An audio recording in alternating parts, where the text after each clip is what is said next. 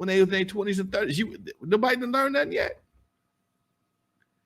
J. Roos Theory got the coldest line of the night. He says the KKK doesn't have to lift a finger now. They had to lift a finger. God knows how long, man. You know, and we promoted our own genocide, and because we could have put a beat to it, and it got a nice flow to it, nobody cares. And this is, dude, I tell people all the time. Music is the most powerful art form known to man. I got pictures of me in high school wearing my nap afro and blah, blah, blah, trying to be, because I wanted to be a part of that Flying the Family Stone movement at first, the hippie type, because the hippies was the shit back in the 60s and early 70s. And then Curtis Mayfield changed his groove from the Imperials to Superfly. And guess who followed his lead? My black ass did too. I got my hair pressed and curled, got me a maxi coat, and I was down for whatever, put it that way. And all that came from the music, man. So you talking to somebody who firsthand lived the transition from uplifting, damn near spiritual, uplifting, moral, positive music. People get ready. There's a trainer coming and all that. What you call that? Civil rights music of the 70s. I'm a product of that. Then all of a sudden, shit, forget that. Freddie dead. Okay, fuck the train. Freddie dead, and I jumped on I got dead with Freddie. But again, I had to answer to somebody, which was my dad. So when you don't have nobody to answer to, you just kind of you a kite without a tail. You a train up without no tracks. You just running around doing what you're doing, and there is nobody to answer to. And so now, all the people that was doing what they was doing, and now the light, the curtain came back. The wizard ain't what you thought it was. You done got the eyes, and this here just a man behind the curtain with some smoke and some mirrors and shit, and everybody's falling. All these cats is falling left and right. All that glory, all that money that everybody was so envious of, they falling like flies with a can of Raid in the room. But all because the people up in front of them didn't care.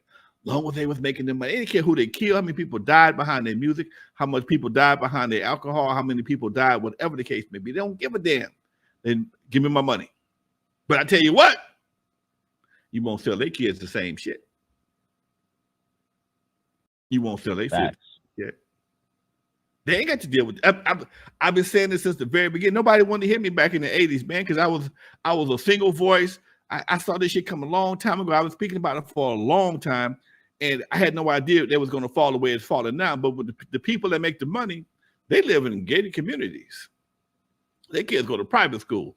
They know this shit is entertainment, but the kids in our community see it as being real life, and that's your problem.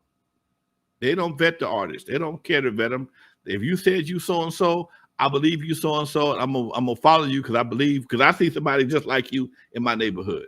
In their neighborhood, they don't see the same shit.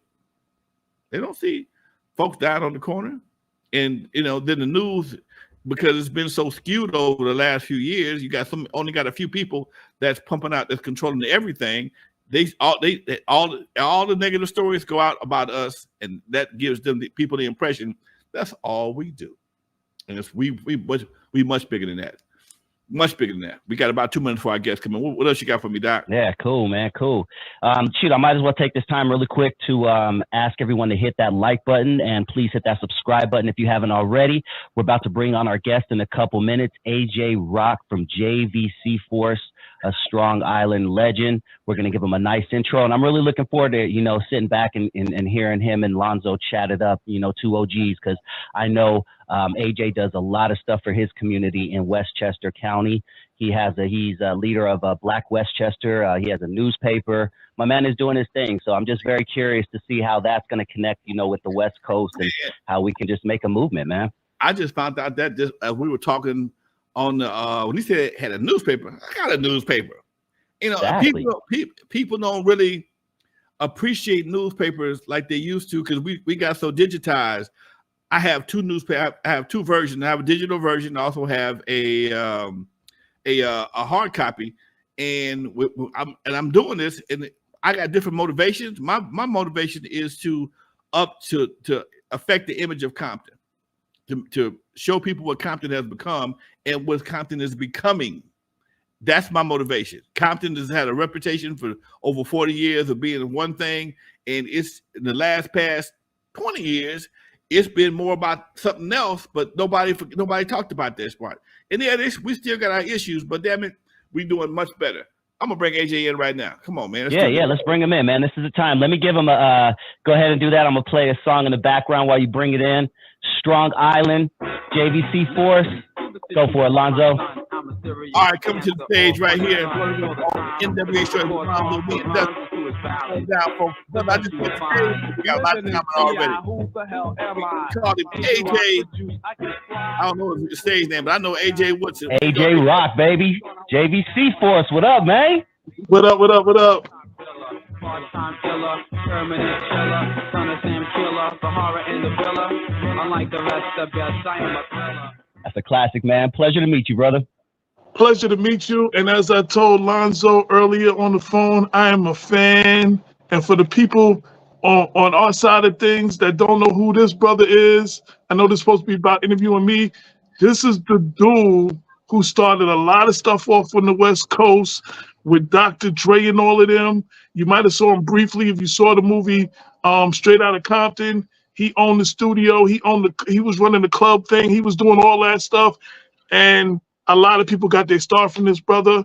So my hat off to you, because you don't get the credit that you deserve.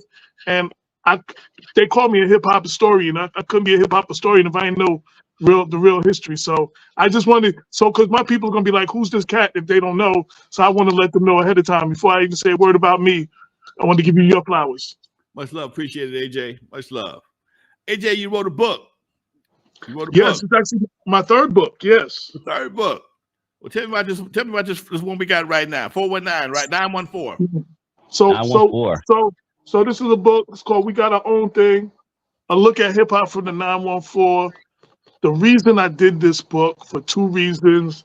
I had seen a post from Pete Rock, who was upset that a lot of the national 50th anniversary celebrations didn't always include Heavy D and the role that he played in hip hop.